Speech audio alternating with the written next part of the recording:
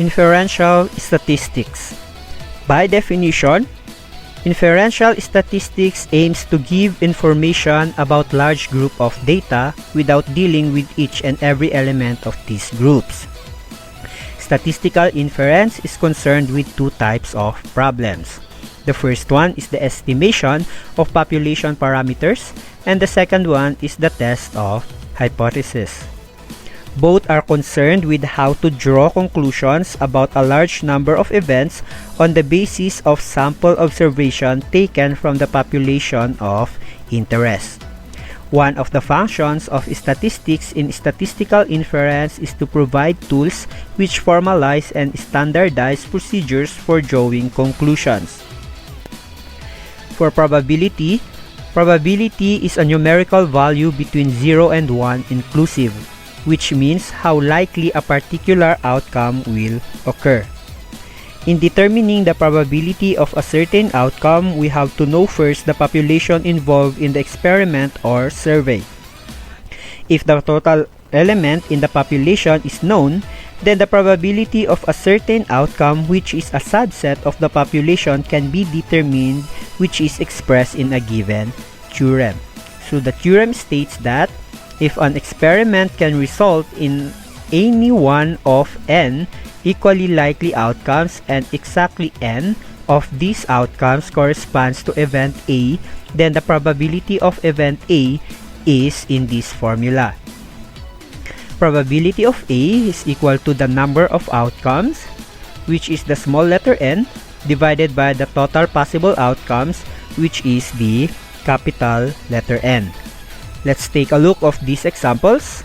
A die is tossed once. What is the probability that even number of dots will appear? So let's look for the faces of this die. We have 1 dot, 2 dots, 3 dots, 4 dots, 5 dots, and 6 dots. What we are looking for is the probability that even number of dots will appear. So for the even numbers, we have 2, 4, and 6. So if we're going to count them, 1, 2, and 3. So using that one, we have here the probability of A is equal to n over n is equal to 3 for 1, 2, and 3 divided by all the possible outcome that we can have, which is 1, 2, 3, 4, 5, and 6. So that would be 3 over 6. If we reduce that into lowest term, we will get 1/2. For the random variable, a characteristics that can take on different possible values or outcome is called a variable. When the outcome are expressed numerically, the variable is said to be quantitative. When the outcome refer to non-numerical quantities or attributes, then the variable is said to be qualitative. In an experiment, a random variable is a rule or function whose value is a real number determined from each sample points in the sample space. So we have to determine the sample points and also the sample space. So 3 coins are tossed simultaneously. Let x be the number of upturned heads. So if you're going to flip one coin, the answer should be either head or tail. Then you are going to toss again the second coin, same probability answer, which is the head and tail, same as true with the third coin. So if we're going to look at the sample space of that one, we have 3 heads. Maybe we have flipped the coins 3 times and then we got 3 heads. Or maybe heads, heads, tail, heads, tail, heads, tail, heads, heads, tail, tail, heads, tail, heads, tail, heads, tail, tail, or tail, tail, and tail. For the sample points, we have x is equal to 0, 1, 2, and 3, taken from the probability of having a head. Here, 0, there's no head that occur. We have 1 head, then 2 heads, then 3 heads. That's where we got 0, 1, 2, and 3. A random variable is discrete if it has a finite or countable number of possible outcomes that can be listed. So here's the example. Given a number line, we can see the dots, the red dots here. These are our samples, meaning we can count them and they are countable. They are finite. Versus a random variable is continuous if it has an uncountable number or possible outcomes, represented by the intervals on a number line. So given this number line, as you can see, for the red lines, it contains all the possible values in the given number line, including decimals or fractions. And this arrow indicates that this number is continuous up to the negative infinite number, and then this is also continuous to positive infinite number. That's why we call that as the continuous, and it's an uncountable number. C is the probability distribution.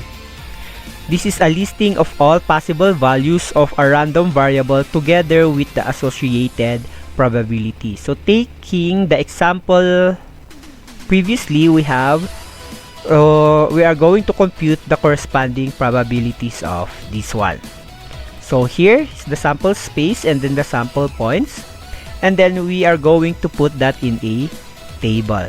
So the sample points, then we have the sample space. So how are we going to get this one? For 0, we have only 1.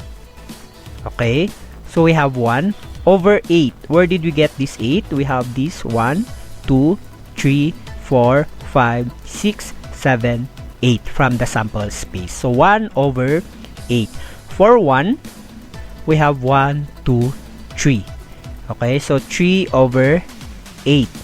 And in getting 2 heads, there is a 3 possibility over 8. And then in getting all heads, we only have 1 out of 8. Discrete probability distribution. If a random variable can assume a set of countable outcomes, we call that as the discrete probability distribution. Countable. The probability distribution of a discrete random variable is called discrete probability distribution. We have here the binomial distribution. So how's the distribution of the binomial? If a random variable can assume a set of countable outcomes, then we call that binomial distribution. The probability distribution of a discrete random variable is called discrete probability distribution, for the discrete probability distribution there. Next one is the Bernoulli distribution. For the Bernoulli distribution under discrete probability distribution, 2 possible mutually exclusive outcomes with constant probabilities of occurrence. It's either a success or a failure. So in giving a grade to a student or giving a decision to a student, you can just say he passed or he failed a given subject. Or in making one thing, it's either you become successful or you become failure in that certain field. Next one is the Poisson distribution. For the Poisson distribution, discrete events in an interval. The probability of one success in an interval is stable. So it should be stable.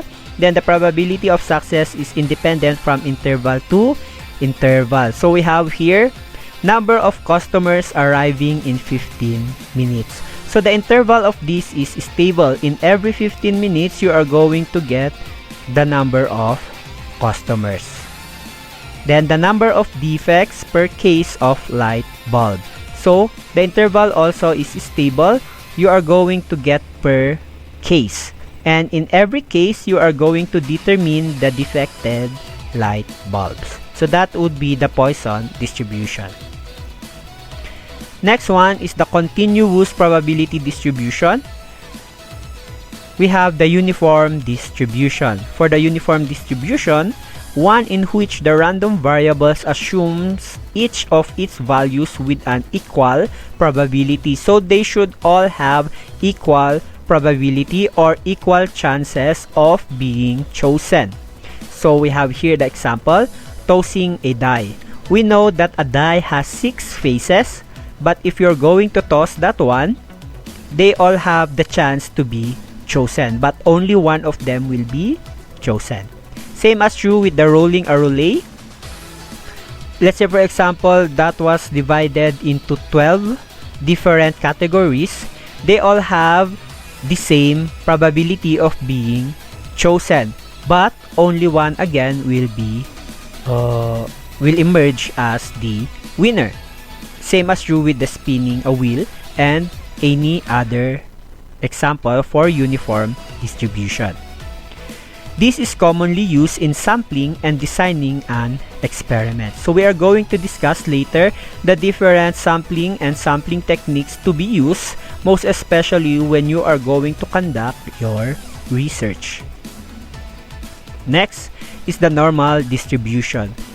Normal distribution from this figure, this is how we are going to illustrate a normal distribution. How can we say that a given sample, a given population, or our research samples are in normal distribution?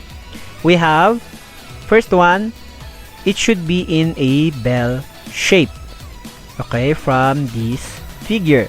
Then they should be symmetrical. So if we're talking about symmetrical, if you're going to cut this figure into two, you will have from left side a mirror value to the right side. Same as true here. If we're going to get this as my point, there should be a corresponding value there also, which is the same. So we call that symmetrical. For the mean, median, and mode, they should be equal. So look at this. So the mean, median, and mode is located there. Okay, so they are very close to each other, most likely equal to each other. Next is the middle spread. Middle spread equals 1.33. Then random variable has infinite range. So it has an infinite range. It's either very, very high or very, very low. So this bell shape can be very high up to there, or it can be very low up to here. So that would be for the normal distribution. Next, the sampling and sampling distribution. So the use of this sampling and sampling distribution is for the researchers. So how are we going to get our samples, or how are we going to choose our respondents in our research? So we have sampling is a process of choosing a sample from a population. Okay, then we have here two. The first one is the non-probability sampling, and then the second one is the probability sampling. Let's talk first about the non-probability sampling. The selection of a sample is based to a large extent on the personal feelings of the researcher or purpose, and without regard for some chance mechanism. So this is based on the personal feeling of the researcher, or it can be based also on whether what would be the purpose of the researcher or the purpose of the study of the given researcher. We have the first one, the quota sampling. From the word quota, group is divided into subgroups. So if you have 50 students in one classroom, and then you divided them into 5, then you will get one group as your sample. That will be for the quota sampling. For the convenience sampling, from the word convenience, this depends on the willingness and the availability of the respondents. So you will get a sample that are willing and available. If they are not available and they are not willing to conduct or to participate in your study, you cannot choose them as your samples. Then we have the expert panel sampling. For the expert panel sampling, 10 to 20 persons are brought together to provide recommendations. So let's say for example, the math teacher will give you a list of students who are very good in mathematics, or the other way around, the list of students who are not so good in mathematics. That is the same also with the other subjects. Or let's say for example, you have a manager in a certain institution. He will recommend those workers who are very generous or very industrious in the given company. Or he may give you also the list of workers that are always late. So that would be for the expert panel sampling. Next one is the systematic sampling. For the systematic sampling, every nth person will be selected. So with that 50 students, you are going to line them up from 1 to 50. Then you are going to get every third students. So who are these students? We have student number 3, student number 6, student number 9, student number 12, student number 15, student number 18, and so on. So that's how you are going to select your respondents for the systematic sampling. Next then is the focus group sampling. For the focus group sampling, this is being selected with a certain criteria. For example, your respondents will be all male students. So that would be your criteria. Or all female students. Like that. Or in a given group of people, you are going to select 15 to 18 years old female, 15 to 18 years old male. Those kinds of criteria. So you are going to focus on a certain group basing on a certain criteria also. Then we have the snowball sampling. Previously identified members of a group identify other members. So from the previous research or previous study, those respondents will choose also other people who will be the subject for the next study. That would be for the snowball sampling. Those are the different sampling for the non-probability sampling. There are more other samplings, but I'm going to show you only these 6. Next one is the probability sampling. Every element belonging to the population has a known and non-zero probability of being included in the sample. We have the first one, simple random sampling. All members of the population are given equal chance to be included in the sample. They all have the chances to be included. So let's say for example 50 students, you are going to write all their names, you put it in a box, then you are going to pick 10 students, so they all have the opportunity to be chosen. That would be for the simple random sampling. Next one is the stratified random sampling.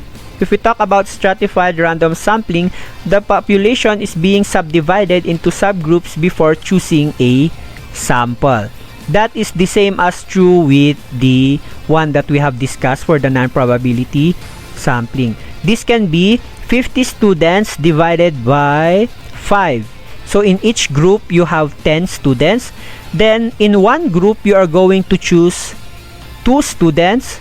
The second group, 2 students. The third group, 2 students. Third group, 2 students. Fourth group, 2 students. And then the fifth group, 2 students. That would be for the stratified random sampling.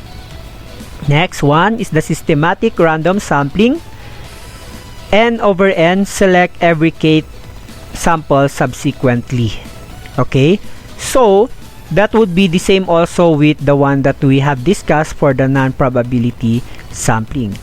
50 students, lining them up 1 to 50, then n divided by n, whatever the result, you are going to select them. Let's say for example, the answer here is 4. So every fourth student. So student number 4, student number 8, student number 12, student number 16, and so on. That would be for the systematic random sampling. Next is the cluster random sampling.